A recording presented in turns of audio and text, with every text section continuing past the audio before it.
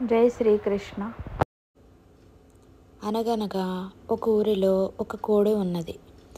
ఆ కోడికి చాలామంది పిల్లలున్నాయి. అవి అటు ఇటు వెళ్ళిపోతున్నాయి. అప్పుడు ఆ కోడి పిల్లలందరినీ పిలిచి, మీరు అటు ఇటు వెళ్ళకండి, ఎందుకంటే బయట చాలామంది రాక్షసులు ఉంటారు. మిమ్మల్ని ఆ రాక్షసులు పట్టుకెళ్ళిపోతాయి. అందుకని నా దగ్గర ఉండండి.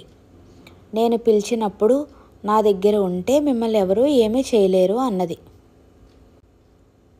అన్ని కోడి పిల్లలు సరే అమ్మా, సరే అమ్మా అన్నాయి.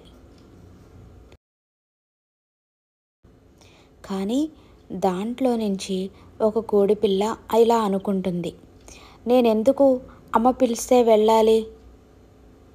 నేను వెళ్ళను, అమ్మ అలాగే చెప్తుంది, ఏదైనా అమ్మ అలాగే చెప్తుంది, నేను వెళ్ళను అనుకుంటుంది. ఏమవుతుంది, నన్నెవరూ ఏమీ చేయలేరు అనుకుంటుంది.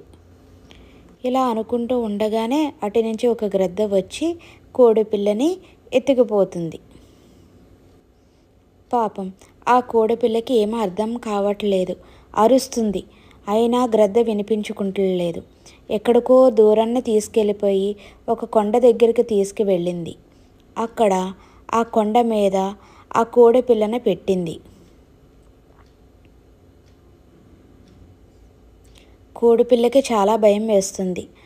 అయ్యా, అమ్మ చెప్పిన మాటలు నేను వినలేదు, అమ్మ చెప్పిన మాటలు నేను వింటే బాగుండు కదా అనుకుంటుంది.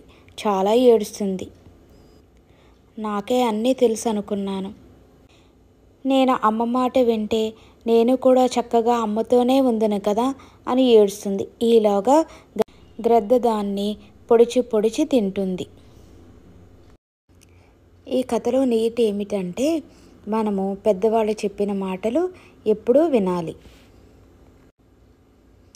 లేకపోతే మన జీవితం కూడా ఇలాగే ఉంటుంది.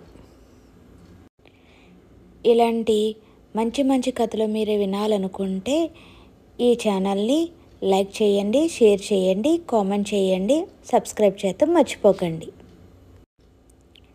ఈ కథని విన్నందుకు చాలా థ్యాంక్స్ అండి. శ్రీరామ రక్ష.